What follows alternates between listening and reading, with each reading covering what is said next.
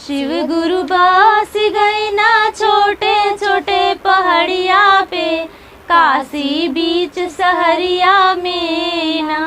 शिव गुरु बस गई ना छोटे छोटे पहाड़िया पे, काशी बीच सहरिया में ना। हम त गंगा जी गैली जलवा भर के लिए अली, हम त गंगा जी गैली जलवा भर के लिए अली। अपने गुरु के चढ़वली हर हर बोल के, दोनों हथवा जोड़ के ना। अपने गुरु के चढ़वली हर हर बोल के, दोनों हथवा जोड़ के ना।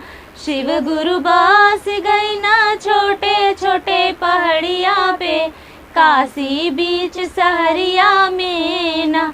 शिव गुरु बस गई ना छोटे छोटे पहाड़िया पे, काशी बीच सहरिया में ना।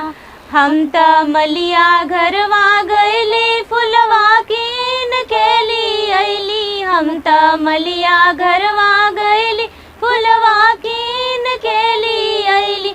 अपने गुरु के चढ़वली हर हर बोल के, दोनों हथवा जोड़ के ना। अपने गुरु के चढ़वली हर हर बोल के, दोनों हथवा जोड़ के ना। शिव गुरु बस गए ना छोटे छोटे पहाड़िया पे, काशी बीच सहरिया में ना। शिव गुरु बस गई ना छोटे छोटे पहाड़िया पे, काशी बीच सहरिया में ना। हम त बगिया में गईली दतुरवा तोड़ के लिए अली, हम त बगिया में गईली बेलपतवा तोड़ के लिए अली। अपने गुरु के चढ़वली हर हर बोल के, दोनों हथवा जोड़ के ना। अपने गुरु के चढ़वली हर हर बोल के, दोनों हथवा जोड़ के ना।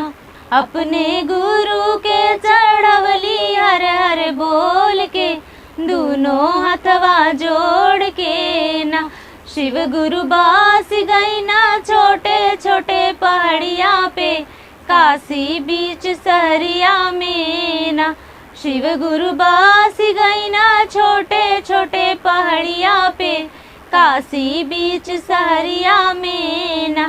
हम दुकानदारवा घरवा गईली भंगिया कीन के लिए अली, हम दुकानदारवा घरवा गईली भंगिया कीन के लिए अली। अपने गुरु के चढ़वली हर हर बोल के, दोनों हथवा जोड़ के ना। अपने गुरु के चढ़वली हर हर बोल के, दोनों हथवा जोड़ के ना। शिव गुरु बस गई ना छोटे छोटे पहाड़िया पे, काशी बीच सहरिया में ना। शिव गुरु बस गई ना छोटे छोटे पहाड़िया पे, काशी बीच सहरिया में ना।